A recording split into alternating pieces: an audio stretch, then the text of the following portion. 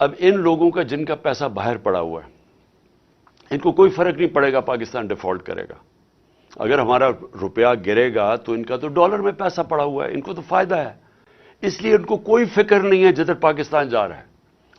فکر آپ سب کو، ہماری طرح کے لوگوں جن کا کوئی باہر ملک سے انہوں نے، میں نے جس نے 30 سال ملک سے باہر کمائی کی تھی اور جو اسی کمائی سے فلیٹ بھی لیا تھا، جو سب کچھ بیچ کے آج اپنے ملک میں پیسہ، جن لوگوں کا جینا مرنا پاکستان میں، ان کے لیے یہ بڑا تشویشناک ہے کہ اگر ملک یہ ڈیفالٹ کی طرف چلا گیا، یہ سارے ہم جو پاکستان میں رہنے والے ہیں، یہ ہم سب کو بہت بڑا نقصان ہونے والا ہے.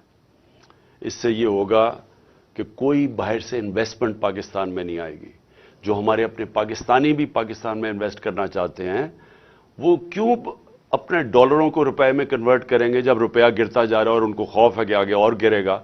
تو کسی نے اپنے وہ ڈالروں میں پیسہ رکھے، وہ کیوں کارخانے لگائیں، کوئی کیوں پراپرٹیز پاکستان میں لائیں؟ تو اس کے بہت دور کے اثرات پڑیں گے، منفی اثرات ہمارے ملک پہ پڑیں گے. تو لہٰذا میں اپنی پاکستانی قوم کے لیے آج یہ چیزیں رکھنا چاہتا ہوں کہ یہ ہمارے جو حالات ہیں، ہماری ساری قوم کو سمجھنا چاہیے کہ یہ ہمارے ملک سے کیا ہو رہا ہے. میں سب سے پہلے آپ کے سامنے یہ اعداد و شمار رکھنا چاہتا ہوں. میں چاہتا ہوں کہ میری ساری قوم یہ پہلے دیکھ لے کہ جب ہمیں یہ پاکستان ملا تھا 2018 کو، تو پاکستان کی تاریخ کا سب سے بڑا بیرونی ملک خسارہ تھا کرنٹ اکاؤنٹ ڈیفیسٹ 20 ارب ڈالر کا. کبھی اس ملک کی تاریخ میں اتنا بڑا خسارہ کوئی چھوڑ کے نہیں گیا. اور یہ جب خسارہ چھوڑ کے گئے تو میں آپ کو ایک چیز سمجھانا چاہتا ہوں. میری کوشش یہ ہے کہ میں اپنی قوم کو اس کو آگاہ بھی کروں، اس کی تربیت بھی کروں، اس کو ایز آپ کا ایک بڑا ہو کے آپ کو ایجوکیٹ بھی کروں کہ یہ ہوا کیا ہمارے ملک سے.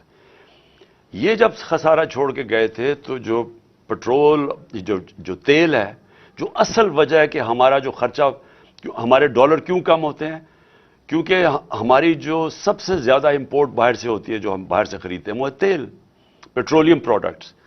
تو ان کے دور میں تقریباً آدھی قیمت تھی تیل کی عالمی منڈی میں. جب ہماری باری آئی تو یہ سمجھ جائیں کہ یہ تیل کی قیمت، یہ جو کرونا سے، کہ جب کرونا کی وجہ سے سپلائی شارٹیجز ہوئے ہیں، تو ہمارے دور میں آخری وقت پہ $103 سے تیل گیا $115، $20 تک بھی پہنچا. تو جب تیل بڑھتا ہے تو پھر ہماری امپورٹس بڑھ جاتی ہیں، امپورٹس بڑھتی ہیں، ڈالرز ہمارے زیادہ خرچ ہوتے ہیں، ڈالر کم ہو جاتے ہیں. ڈالر جب کم ہوتے ہیں تو روپے کے اوپر پریشر پڑتا ہے اور ہمارے ریزرو پہ پریشر پڑتا ہے. تو اب یہ سمجھیں کہ یہ جو پاکستان چھوڑ کے گئے تھے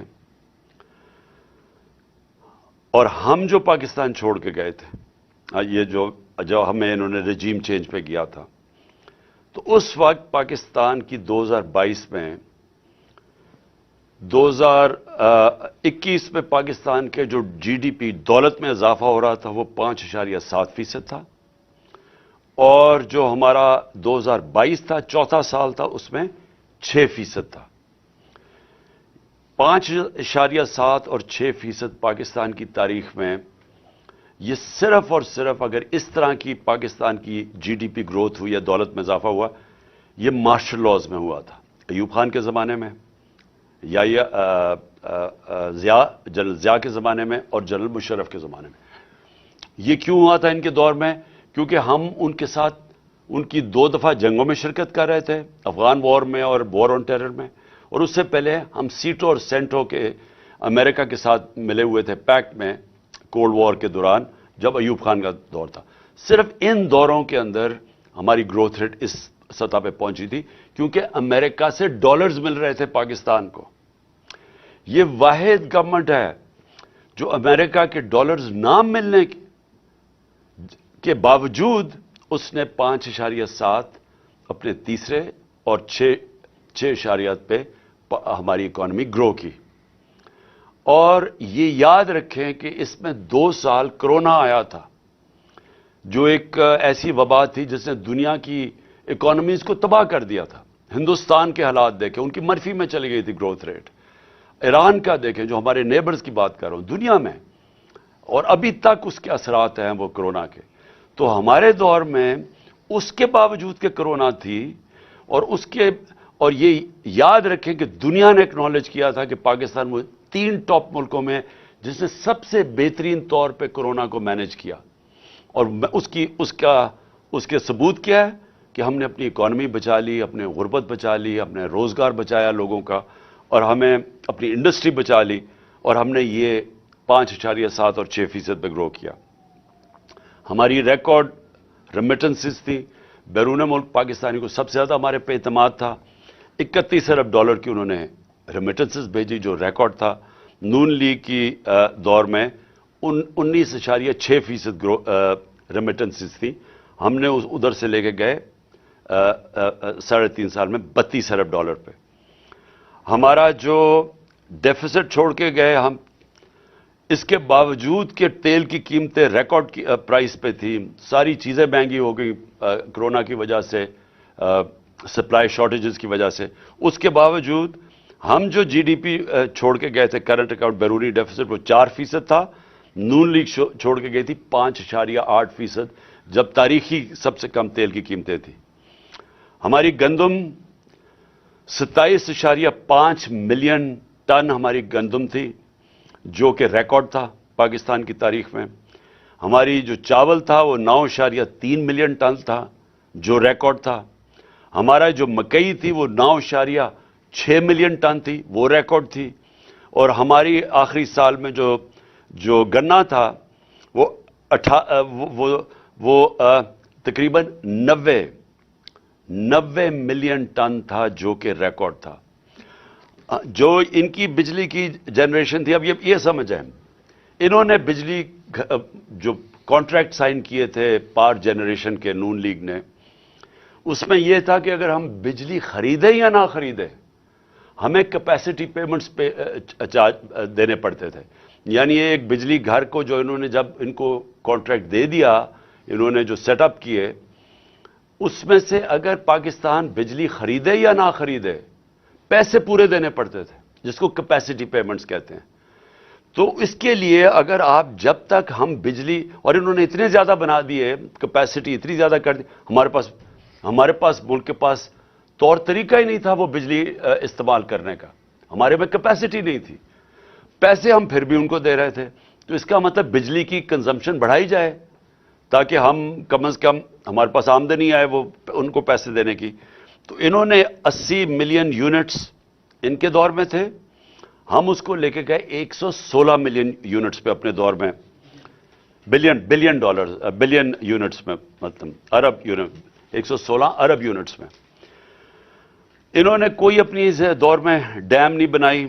ہم نے 6 ڈیمز کا شروع کیا، جس میں 2 بڑی ڈیمز تھی. یہ 50 سال کے بعد ہم نے شروع کیا. ہم نے ہیلتھ کارڈ کیا، جو دنیا اکنالج کرتی ہے کہ ایک لانسٹ میگزین ہے جو دنیا کی سب سے بڑی ہیلتھ ایشوز کے اوپر میگزین آتی ہے، جو سب سے ریسپیکٹڈ ہے. اس میں انہوں نے ہماری تعریف کی کہ جو پاکستان ہیلتھ کارڈ لے کے آیا ہے، یہ ہمارے سے بڑے امیر ملکوں کے اندر بھی اس طرح کی لوگوں کے لیے، عوام کے لیے ہیلتھ انشورنس نہیں تھی جو ہم لے کے آئے. ہمارا جو اساس پروگرام تھا وہ انٹرنیشنلی اکنالج ہوا. وہ جو کارنل یونیورسٹی تھی، انہوں نے اسٹینفورڈ یونیورسٹی کی ریسرچ نے کہا کہ پاکستان ایک فلاحی ریاست کی طرف جا رہا ہے، جو ہمارا اساس پروگرام تھا. اور ہماری جو بلین ٹری سونامی تھی، جو ہم درخت لگانے کی کیمپین شروع کی ہوئی تھی، یہ انٹرنیشنلی اکنالج کیا گیا. یہ بورس جانسن برطانیہ کے پرائم منسٹر میرا نام لے کے یونائٹڈ نیشنز میں تعریف کی کہ پاکستان ایک باقی ملکوں سے آگے نکلا ہوا ہے یہ موسم کی تبدیلی کی فائٹ کے اگینسٹ. اور اب میں آتا ہوں کہ ہوا کیا پاکستان سے. میں جو یہ آج میری پریس کانفرنس ہے، اس کا مقصد یہ ہے کہ رجیم چینج ہوا. یہ جب میں آپ کو اعداد و شمار دے رہا ہوں، یہ پاکستان کی جو اکنامک سروے آف پاکستان ہے، اس میں یہ شائع ہوئے ہیں. اور میں یہ پھر سے کہوں کہ یہ اس حکومت نے شائع کیے ہیں. یہ ہمارے دور کی اکنامک سروے میں شائع نہیں ہوئے. تو یہ جو میں آپ کو دے رہا ہوں اعداد و شمار، یہ ہماری ہر سال کی جو اکنامک سروے نکلتی ہے اس میں سے میں آپ کو فگرز دے رہا ہوں. اب دیکھیں ہوا کیا، ووٹ آف نو کانفیڈنس آ گئی. جس دن ووٹ آف نو کانفیڈنس آئی تو 178 روپے کا ڈالر تھا. آج اوپن مارکیٹ کے اندر 250 روپے کا ڈالر نہیں مل رہا. آج آفیشل ریٹ ہے 224 روپے ڈالر کی. 250 روپے کے اندر ڈالر آج پاکستان میں نہیں مل رہا. جو بڑی امپورٹنٹ چیز آپ کے لیے سمجھیے، لارج سکیل مینوفیکچرنگ انڈسٹری. ملک کی دولت کے اندر اضافہ کیسے ہوتا ہے؟ جب آپ کی انڈسٹری بڑھے. انڈسٹری بڑھتی ہے، روزگار ملتا ہے، آپ کے پاس چیزیں آتی ہیں لوگوں کو بیچنے کے لیے، ایکسپورٹ کرنے کے لیے. تو یہ ایک بیسک چیز ہوتی ہے جس سے ایک ملک کی دولت میں اضافہ ہوتا ہے، ویلتھ کریشن ہوتی ہے. ہمارا جو آخری مارچ کا مہینہ تھا، 27% پاکستان کی لارج سکیل مینوفیکچرنگ میں گروتھ ہوئی، اس میں اضافہ ہوا. اور یہ کتنے سالوں کے بعد پاکستان کی انڈسٹری اسی طرح ریوائیو ہوئی. اور انڈسٹری ریوائیو ہونا آسان کام نہیں ہے، کیونکہ انڈسٹری اگر آج فیصلہ بھی آپ کریں گے، ان کو انسینٹیوز بھی دیں گے، تو وہ ٹائم لگتا ہے، کیونکہ فیکٹری مشینری بنانی پڑتی ہے، امپورٹ وہ سیٹ اپ ہوتا ہے، اس کو ٹائم لگتا ہے. آپ اگر آج فیصلہ کریں، فائدہ کریں کسانوں کا، تو آج اگر اس کو انسینٹیوز دیں گے، وہ 6 مہینے 7 مہینے کے بعد وہ فصل اگائے گی. لیکن انڈسٹری بڑی دیر لگتا کام ہے. ہمیں 2.5 سال لگے اپنی انڈسٹری کو اٹھانے کے لیے، کیونکہ یہ جب نون لیگ گئی تھی انڈسٹری اس وقت بند ہو چکی تھی. فیصل آباد کے اندر جو فیکٹریاں تھیں ٹیکسٹائل کی، ان کو ریل اسٹیٹ کے اندر وہ بدل رہے تھے. تو اور بے روزگاری تھی. ہمارے جو یہ مارچ کی اب میں بات کر رہا ہوں، ٹیکسٹائل کا مزدور نہیں مل رہا تھا فیصل آباد میں. باہر سے لوگوں کو مزدوروں کو منگوانا پڑتا تھا. ریکارڈ ہماری جو یہ 27.7 پہ ریکارڈ ہماری انڈسٹری بڑھ رہی تھی، جو آج 0.4% پہ پہنچ چکی ہے. ادھر سے گر کے یہاں پہنچ چکی ہے. یہ اکتوبر کی فگرز ہیں. سب سے زیادہ شور مچایا ہوا تھا مہنگائی کا، کہ جی مہنگائی مارچ آ گئی، عمران خان نے مہنگائی کر دی، قتل کر دیا لوگوں کو. مجھے افسوس سے کہنا پڑتا ہے کہ وہ چینلز جو آج چپ کر کے بیٹھی ہوئی ہیں، سناٹا چھایا ہوا ہے وہاں، بول نہیں رہے. وہ ان کو عمران خان کی گھڑی کی پڑی ہوئی ہے. یہ بھی پہلی دفعہ ہوا کہ میں اپنی گھڑی بیچوں، اس کے اوپر ہی شور مچ گیا ہے. میری ذاتی گھڑی ہے، میں اسے بیچوں، میں جو مرضی کروں اسے. اس کے اوپر کوئی بات نہیں کر رہا کہ آج لوگوں کا جو معاشی قتل ہو رہا ہے. ہمارے دور میں مائک جا رہا ہوتا تھا سب کے سامنے، اچھا جی بتائیں کتنی مہنگائی ہے، کتنی تکلیف ہے، چن چن کے. آج کیوں نہیں جا رہے؟ آج ذرا یہ سنیں کہ ہمارے دور میں جب لوگوں کے پاس جا رہے تھے مہنگائی کتنی تھی، تو انفلیشن تھی 12.5%. اس پہ جناب بلاول بھٹو نے اتنا جوش میں کہ میں مہنگائی مارچ کرنے لگا ہوں، میں کمپٹیشن دیں گے اسلام آباد میں پہنچ کے. تو آج مہنگائی کدھر پہنچی ہے؟ 24% کے اوپر. دگنی ہے آج مہنگائی اس دور کی. کوئی کسی کو فکر نہیں ہے کہ مہنگائی میں کیا ہو رہا ہے. 50 سال میں سب سے زیادہ مہنگائی ہے آج پاکستان میں. کتنے لوگ یہ، کتنے وہ میڈیا ہاؤسز اپنے ضمیر جگائیں. پیسہ سب کچھ نہیں ہے. پیسے کے پیچھے چوروں کی نہ مدد کریں. اس ملک میں چوروں کا نہ بچائیں اپنے پیسے ضمیر بیچ کے. آج دگنی مہنگائی ہے. اور کون سی قیامت آ گئی کہ تب سے اور اب میں کتنا مہنگائی اصل تو ہوئی تھی تیل کی وجہ سے. ہم کیوں پھنسے ہوئے تھے؟ امپورٹڈ مہنگائی تھی. دنیا میں تیل کی قیمت بڑھ گئی تھی کرونا کی وجہ سے، سپلائی شارٹیجز تھے. تو آج انٹرنیشنل مارکیٹ میں تیل کی قیمت کیا ہے؟ $80 سے بھی نیچے آ گئی ہے. آج $70 اور $80 کے بیچ میں قیمت ہے. ہمارے دور میں $103 سے $115 تک تیل کی قیمت تھی، جس کی وجہ سے ہمیں مشکل پڑی ہوئی تھی مہنگائی روکنے کے لیے. تو ہم جب کہتے تھے کہ باہر سے مہنگائی ہے، تب تو کوئی نہیں سنتا تھا. اور آج یہی لوگ جبکہ نیچے آ چکی ہے تیل کی قیمت اور آج مہنگائی اسمانوں پہ ہے، آج سناٹا ہے. آج ہمارے دور میں جو پٹرول اور ڈیزل تھا وہ 150 روپے لیٹر پہ تھا، آج کوئی 234 روپے پہ ایک ہے، 224 پہ ایک ہے، 236 پہ ڈیزل ہے. تو آج کیوں نہیں، جب ڈالر نیچے، جب تیل نیچے آ گیا ہے تو آج کیوں نہیں کسی کو فکر کہ لوگوں کی کمر توڑ دی ہے یہ پٹرول اور ڈیزل کے اسمانوں پہ قیمت گئی ہے جو عام آدمی کو افیکٹ کرتی ہے. پھر جو اب میں خطرناک چیزیں آپ کو بتانے لگا ہوں کہ دیکھیں ہمارا مسئلہ کیا ملک کا.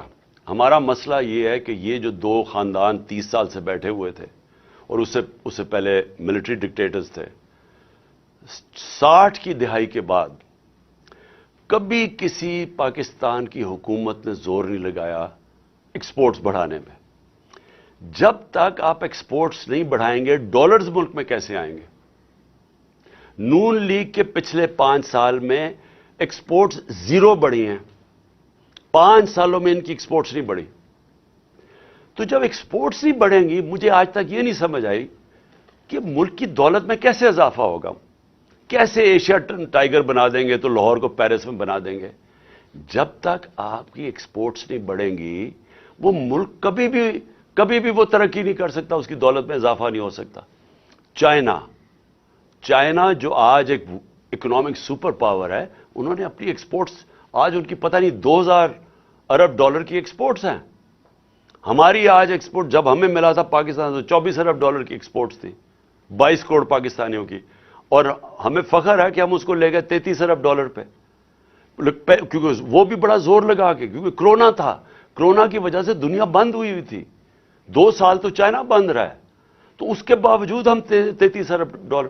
تو ایکسپورٹس کے اوپر کبھی کسی نے زور لگایا نہیں ہے. تو آج پاکستان کے اندر جو خوفناک بات کیا ہے کہ ہماری ایکسپورٹس گرنی شروع ہو گئی ہے. جو ہماری ایکسپورٹس بڑھ رہی تھیں اور جو ریکارڈ پہ پہنچی تھی، اور ہمارا خیال تھا کہ اگر ہم رہتے تو وہ 38 ارب ڈالر پہ پہنچ جانی تھی، وہ اب ہر مہینے 18% ایکسپورٹس پاکستان کی گر رہی ہیں. تو بجائے دولت میں اضافہ ہونے کے وہ نیچے آ رہا ہے.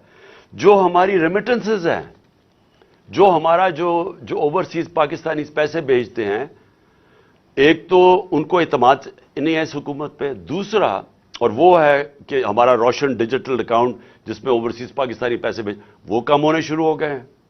پاکستانیز نے اپنا پیسہ نکالنا شروع کر دیا اوورسیز پاکستانی نے. اور دوسرا کہ جب اتنا بڑا فرق آ جائے آفیشل ڈالر کی ریٹ میں اور مارکیٹ ریٹ میں، تو وہ تو ایک دم سیدھا ہی اس کا فرق پڑے گا ریمیٹنسز میں. تو جب ڈالر ہمارے ملک میں کم آنے شروع ہو جائیں تو اس سے سب سے بڑا سوال یہ ہوتا ہے کہ اب ہم اپنے قرضوں کی قسطیں کیسے ادا کریں گے. اگر ہم جو کوشش پوری پالیسی تھی کہ ڈالرز ہمارے بڑھیں، ریمیٹنسز بھی آئیں اور ایکسپورٹس ہماری بڑھیں جو بڑھ رہی تھی، اور پھر ہماری کوشش یہ تھی کہ آئی ٹی کی ایکسپورٹس بڑھائیں جو 75% ہم نے بڑھائی تھی، جو فیوچر ٹیکنالوجی کا ہے. اور اس کے علاوہ جو انویسٹمنٹ لے کے آنی تھی، جو ہم نے اسپیشل اکنامک زونز بنائے ہوئے تھے جدھر سے ہم نے انویسٹمنٹ لے کے آنی تھی، اور چائنا سے ہماری بڑی آگے بات چل چکی تھی. بدقسمتی سے چائنا نے 2 سال پھر سے بند ہو گیا چائنا. تو وہ چائنا آنا جانا ہی ناممکن ہو گیا، ان کی جو کوارنٹین لاز ایسے تھے. تو جو ہم نے ان سے اپنی اسپیشل اکنامک زونز میں انویسٹمنٹ کروانی تھی، اس نے بھی ہمارے ڈالر کی انٹیک بڑھانی تھی. تو اب نہ انویسٹمنٹ آ رہی ہے، ایکسپورٹس ہماری نیچے جا رہی ہیں، ریمیٹنسز ہماری نیچے جا رہی ہیں، ڈالرز ہمارے کم ہو رہے ہیں، قرضے ہمارے بڑھتے جا رہے ہیں. تو کس نے ادا کرنی ہے؟ آج جدھر پاکستان کھڑا ہے ہم یہ کیسے قسطیں ادا کریں گے؟ اور یہ میں پھر سے اسی پہ آ گیا ہوں کہ مجھے آج کیوں خطرہ ہے، کیوں ہماری طرح کے لوگوں کو خطرہ ہے اور فکر پڑی ہوئی ہے، اور کیوں ان کو نہیں فکر. میں سب سے پوچھتا ہوں، اپنی اسٹیبلشمنٹ سے پوچھتا ہوں، اپنے ہر طبقے کے پاکستانی سے پوچھتا ہوں کہ کیا آپ کو فکر نہیں ہے کہ آپ پاکستان کدھر جا رہا ہے؟ میں جب الیکشنز کی بات کرتا ہوں، میں الیکشنز کی اپنی ذات کے لیے نہیں بات کر رہا، میں تحریک انصاف کے لیے نہیں بات کر رہا. تحریک انصاف نے تو جب بھی یہ الیکشن کروائیں گے انشاءاللہ، جس طرح کی پبلک سپورٹ ہے آج پی ٹی آئی کی، پاکستان کی تاریخ میں کسی پولیٹیکل پارٹی کی نہیں تھی. چاروں صوبوں میں پارٹی پھیلی ہوئی. باقی تو 2 پارٹیز رہ گئی ہیں، چھوٹی چھوٹی پارٹیز، صوبائی پارٹیز بن گئی ہیں. تو انہوں نے تو جب بھی الیکشنز ہو ہم نے جیتنا ہے. تو ہمیں یہ نہیں فکر کہ اگر الیکشن ٹائم پہ ہوں گے تو ہمیں کوئی فرق پڑ جائے گا. مجھے خوف آ رہا ہے کہ جتنی دیر اب یہ گورنمنٹ چلے گی، اس ملک کا جو معاشی بحران ہے وہ بڑھتا جائے گا. اور وہ کیوں بڑھے گا؟ کیونکہ جب تک ملک میں پولیٹیکل سٹیبلٹی نہیں آتی، سیاسی طور پہ ملک میں استحکام نہیں آتا، تو معاشی طور پہ تو استحکام آ ہی نہیں سکتا. ساری دنیا کی کامن سینس ہے کہ معیشت تب ترقی کرتی ہے جب سرٹنٹی ہوتی ہے، جب استحکام ہوتا ہے. اوپر سے پاکستان کی، جس طرح میں نے کہا، جب کریڈٹ ریٹنگ ہی گر گئی ہے، جب پاکستان کے رسک ڈیفالٹ اتنی 100% تک پہنچ چکی ہے، تو کسی نے پیسہ ہی نہیں دینا. نہ کسی کمرشل بینک نے پیسہ دینا ہے، نہ کسی انویسٹر نے آنا ہے. تو یہ تو ان کے پاس تو اب کوئی روڈ میپ ہی نہیں ہے. ان کی تو صرف اب ایک کوشش ہو رہی ہے، اور کوشش ان کی اب آج کیا ہے؟ کوشش بڑی سیدھی ہے. کوشش ہے کہ نا میچ اب یہ کھیل نہیں سکتے. 36 جو بائی الیکشنز ہوئے تھے ان میں سے 29 پاکستان پی ٹی آئی جیت گئی ہے. اس کے باوجود کہ ان کے پاس پوری اسٹیٹ مشینری تھی، ان کے ساتھ پورا جو اس ملک کی الیکشن کمیشن ہے، جس نے بے شرمی سے جس طرح انہوں نے ان کی مدد کی، اور اسٹیبلشمنٹ ان کے ساتھ تھی. ہمیں کہا گیا تھا نا جی سلیکٹڈ ہے، تو اب تو کسی میں شک نہیں ہونا چاہیے نا کہ کون سلیکٹڈ ہے. جس کے ساتھ، ان سب کے ساتھ، سارے ملک کے جو بھی اس ملک کے پاور ہاؤسز تھے وہ ان کے ساتھ کھڑے تھے. اس کے باوجود 75% by elections P T I جیتی ہے. اب اس خوف سے انہوں نے الیکشن نہیں کروانے. نواز شریف وہاں باہر بیٹھا ہوا ہے، اس نے وہ الٹا لٹک جائے گا، الیکشن نہیں کروائے گا، کیونکہ اسے پتا ہے الیکشن میں رزلٹ ان سے بہت برا ہونا ہے. لہٰذا یہ ڈیلے کرنا چاہتے ہیں. ان کی تو اگر کوشش ہو تو یہ تو اس سے بھی آگے جانا چاہتے ہیں. تو اگر یہ الیکشن نہیں ہوگا، تحریک انصاف کا نقصان نہیں ہونے لگا، ملک کا نقصان ہو رہا ہے. ملک جس تیزی سے نیچے جا رہا ہے، مجھے چھوڑیں، باہر کے کوئی بھی انڈیپینڈنٹ جو معیشت کے تجزیہ کار ہیں، کسی سے پوچھ لیں. یہ جو موڈیز اور فچ جو کریڈٹ ریٹنگ کرتے ہیں دنیا میں ملکوں کی، کیا وہ تو ہمارے ساتھ نہیں ہیں جو کہہ رہے ہیں کہ آج پاکستان کی ریٹنگ بالکل نیچے گر چکی ہے؟ جو آج اگر ہماری جو سی اے ڈی ہے، جو ہمارا جو کریڈٹ رسک ہے آج پاکستان کی، جو آج 100% پہ پہنچ چکی ہے، تو وہ تو ہمارے نہیں ہیں. اس کا مطلب ساری چیزیں بتا رہے ہیں کہ ملک جا رہا ہے اس وقت معاشی تباہی کی طرف، اور اس کو نکالے گا صرف الیکشن. اب یہ کیا کوشش کر رہے ہیں؟ میں قوم کے سامنے آخر میں یہ بات رکھنا چاہتا ہوں. ان کی کوشش کیا ہے؟ ان کی نمبر 1 کوشش یہ ہے کہ ان کے سارے کرپشن کے کیسز ختم ہوں. مجھے بڑے افسوس سے کہنا پڑتا ہے کہ ان کو NRO 2 دیا گیا، اور جس نے دیا ہم سب جانتے ہیں کس نے ان کو NRO 2 دیا. NRO 1 جنرل مشرف نے دیا، NRO 2 ادھر جو ملک کا طاقت میں تھا اس نے دیا. اور اس کی وجہ سے کیا ہوا ہے کہ سارے کرپشن کے کیسز ان کے ختم ہو رہے ہیں ایک ایک کے. اور وہ کرپشن کیسز جو ان کے دور میں بنے ہوئے تھے، یہ کیسز ہمارے دور میں نہیں. سوائے شہباز شریف کے کیسز، جو ایف آئی کا کیس تھا، اور جو وہ ٹی ٹی کا کیس 24 ارب کے جو اس خاندان پہ کیسز تھے، باقی سارے کیسز ان کے پرانے کیسز تھے. سارے کیسز باری باری معاف ہو رہے ہیں. انہوں نے NRO 2 اپنے آپ کو NRO 2 جو کہ اسمبلی کے اندر قانون پاس کر کے جو نیب میں ترمیم کی ہے، اب یہ سب بچ جائیں گے. اور یہی مقصد ان کا آنے کا تھا. ملک کا پھر سے میں آپ کو، ان کو کوئی فکر نہیں ہے کہ ان کے پیسے باہر پڑے ہیں، تو ان کو کرپشن کے اپنے کیسز معاف کروائیں گے ایک ایک کر کے. ہر روز ہم دیکھتے ہیں کہ کبھی وہ پہلے مریم بچ گئی، پھر اس کے بعد وہ اسحاق ڈار آیا، وہ ڈرائی کلین ہو گیا. اس کے بعد اب یہ رانا ثناء اللہ کو بھی انہوں نے فیصلہ کیا کہ جی یہ تو بالکل ہی صاف اور شفاف ہو گیا. اور پھر اب سلمان شہباز صاحب لندن سے واپس آ رہے ہیں، جو کہ مفرور تھا. کس چیز پہ مفرور تھا؟ کیونکہ یہ اس کی کمپنی تھی رمضان کا، یہ ڈائریکٹلی اس کا سی او یا ڈائریکٹر تھا. 16 ارب روپے کے انہوں نے نوکروں کے نام پہ پیسہ لیا اور ان کی فیملی میں ڈسٹریبیوٹ ہوا. کوئی بھی دنیا میں اس کیس میں نہیں بچ سکتا تھا، اور وہ اس لیے ایک دم جب اسے پتا چلا وہ باہر بھاگ گیا. اور اب وہ واپس آ گیا ہے کیونکہ وہ بھی ڈرائی کلین ہوگا. 4 گواہ مر چکے ہیں جیسی ان کی حکومت آئی. 4 گواہ اس کیس میں، مقصود چپڑاسی والے کیس میں مر چکے ہیں. مقصود چپڑاسی بھی بیچارہ مر چکا ہے. ڈاکٹر رضوان بھی مر چکے ہیں جو انویسٹیگیٹر تھے. تو ادھر سے بھی پاک ہو جائیں گے اب، اس لیے وہ واپس آ گیا ہے. اور جو ٹی ٹی کے کیس ہیں، جو انہوں نے فلود والا اور وغیرہ کے نام اور پتہ نہیں چینی والا کے نام پہ، جو کبھی پاکستان سے باہر بھی نہیں گئے تھے، انہوں نے ان کے پاسپورٹ لے کے تو اربوں روپیہ ان کے نام پہ پاکستان منگوایا. وہ بھی اب سارے کیسز میں ڈرائی کلین ہو جائے گی کیونکہ نیب کا اپنا اوپر آدمی انہوں نے رکھ دیا ہے. ایف آئی اے کا انہوں نے اپنا دونوں ادارے تباہ کر دیے ہیں صرف اپنے آپ کو بچانے کے لیے. اور باقی ان 2 اداروں کا یہ کام اب ہے کہ کیوں یہ ٹائم چاہتے ہیں. یہ ٹائم اس لیے چاہتے ہیں کہ تحریک انصاف کے اوپر کیسز کیے جائیں، عمران خان کو ڈسکوالیفائی کیا جائے. کیسز ڈھونڈو، کسی طرح اس کو ڈسکوالیفائی کیا جائے. اپنا انہوں نے ایک بددیانت دار الیکشن کمشنر بٹھایا ہوا ہے. کبھی کسی ملک کی تاریخ میں ایسا نہیں ہوا کہ وہ ایک آدمی 2.5 سال سے ہمارے خلاف فیصلے کر رہا ہے. ہم 8 دفعہ عدالت میں گئے ہیں اس کے فیصلوں کے خلاف، انہوں نے اوور ٹرن کر دیا، اس کے فیصلے رد کر دیے. ہم سپریم جوڈیشل کاؤنسل میں اس کو لے کے گئے ہوئے ہیں، ہم نے اس کے اوپر کیسز کیے ہوئے ہیں. ہمارے کیسز نہیں سنے جا رہے ہیں اور وہ ہمارے اوپر کیسز پہ کیسز کیے جا رہے ہیں. اور صرف ایک پوائنٹ ایجنڈا ہے کہ مجھے ڈسکوالیفائی کرے اور ہماری پارٹی کو نقصان پہنچائے. ایک منٹ. اور میں جو اس کے ساتھ ساتھ جو سب سے بڑا جو میں آخر میں بات کرنا چاہتا ہوں وہ اعظم سواتی کی ہے. میں سمجھتا ہوں کہ ایسا میں نے اپنے ملک میں مارشل لاز میں ایسے حالات نہیں دیکھے جو اعظم سواتی سے ہو رہا ہے. اعظم سواتی کا قصور کیا تھا؟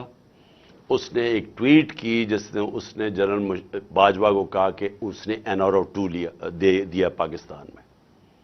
یہ سارا پاکستان کو پتا ہے کہ اس نے NRO2 دیا ہے، لیکن اس کے اوپر جو اس کو سزا ملی ہے، کون سے معاشرے کے اندر اس طرح کا ظلم ہوتا ہے کہ ایک سینیٹر اپنا پوائنٹ آف ویو نہیں دے سکتا؟